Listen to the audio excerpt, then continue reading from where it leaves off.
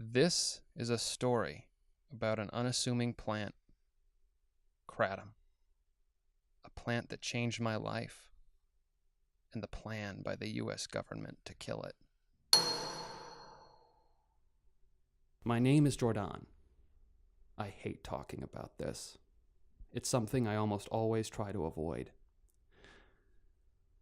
I don't like being seen as weak or unable. I hate it, but it is a part of who I am, though it does not define me. It cannot. I won't let it. Or at least that's what I tell myself. I was diagnosed with fibromyalgia at 9 years old. It manifests differently in every sufferer. For me, it was chronic migraines, muscle pain, and increasingly virulent insomnia. This is my mom, Amiel Zemak. She's been with me through all of this. People with fibromyalgia were talking about the common symptoms, like the fibrofog, a kind of a smoke that is in front of everything. And that was really your first symptom. You said, "What's all the smoke in the room?" And I said, "There isn't any." And you said, "There isn't." I know what it's like to stay up for a week at a time. I know what it's like to collapse because my muscles just gave out. I know what it's like to feel as though my chest is being stabbed repeatedly for hours.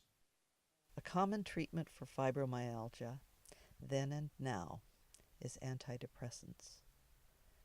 They put you first on Elavil.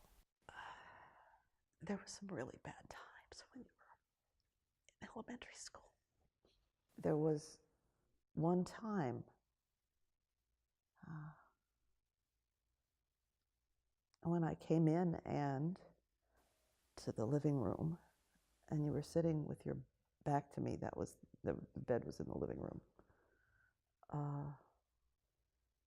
and you had a knife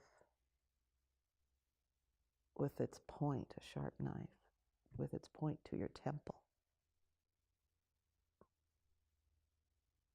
and you said that your life was so terrible. You didn't want it anymore.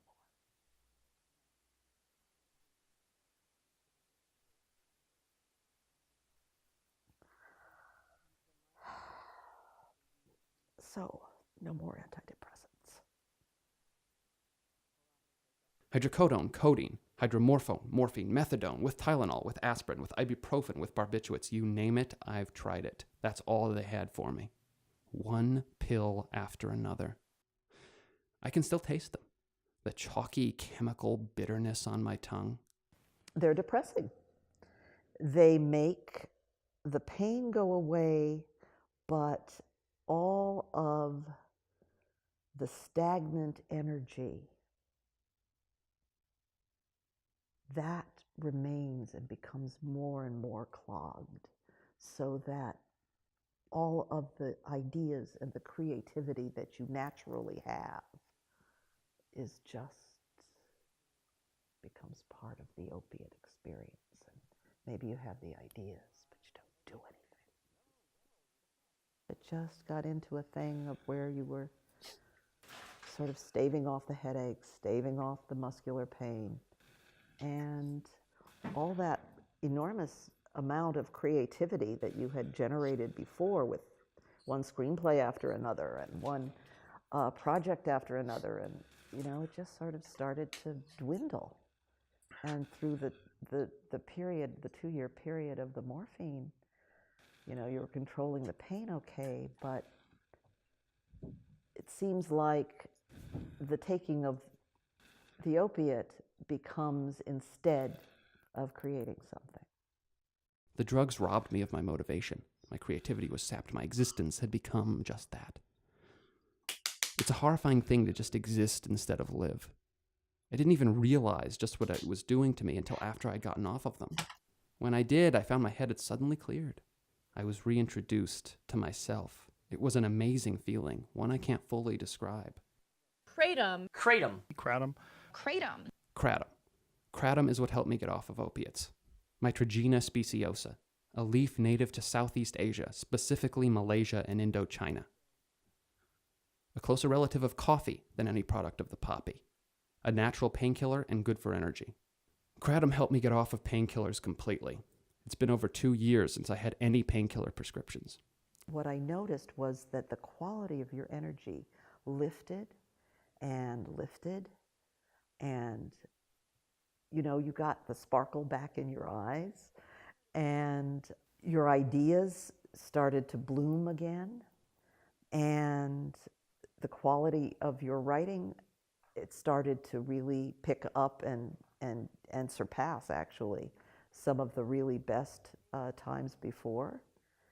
So it seems to me that it was a really radical change. That is until September 1st of 2016. That's when I discovered the DEA's plan to ban kratom as a Schedule I drug, like heroin or crack. That means no research, no prescribing it, and certainly no alternative for those who depend on it. Thankfully, there was such an outcry against the measure that it's been delayed, and still hasn't had final judgment passed, which could come at any time, with 24 hours notice. It could be banned tomorrow. This leaves my life and the lives of millions of Americans helped by the leaf in a state of limbo. The ban was supposedly for public safety reasons, but there are no public safety reasons. It's all a smokescreen. In the last decade, 15 deaths have been linked to kratom, but a causal link between kratom and any of those deaths has never been demonstrated. Then why? Why kill kratom? I think there's something really nefarious going on here. I think that there are palms being greased and pockets being filled by Big Pharma, the pharmaceutical companies. A drug, currently called SR-16435, made from the active ingredient in kratom, is being developed. Just as it's going through FDA approval, the ban gets announced. What a coincidence! The organization who holds the fate of kratom in its hands is the very same evaluating this medication. No conflict of interest there. In early 2018, the FDA released a statement touting its novel scientific analysis as a reason to schedule kratom. It claims that kratom binds to the opioid receptors in the brain, ignoring that several opiate treatments such as naloxone do as well. Naloxone was cleared by the FDA. There is no evidence, repeat, no evidence that kratom can cause respiratory depression or overdose, which even the FDA finally admits. The war on drugs is a war on you.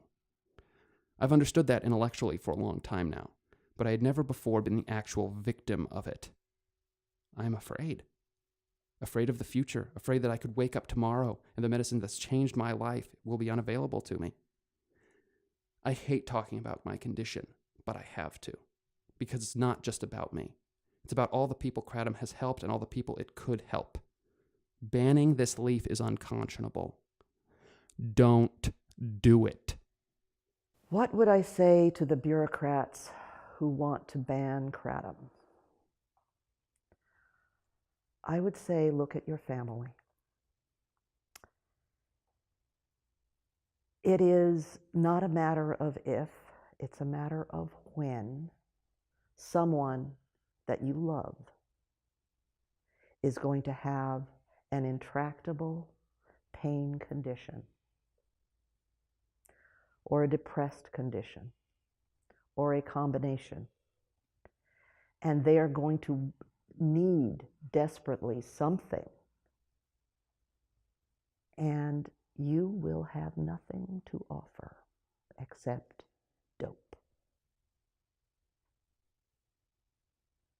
I want you to imagine a child you love wanting to die because he's in so much pain all the time. What are you going to do? Not a question of if, a question of when.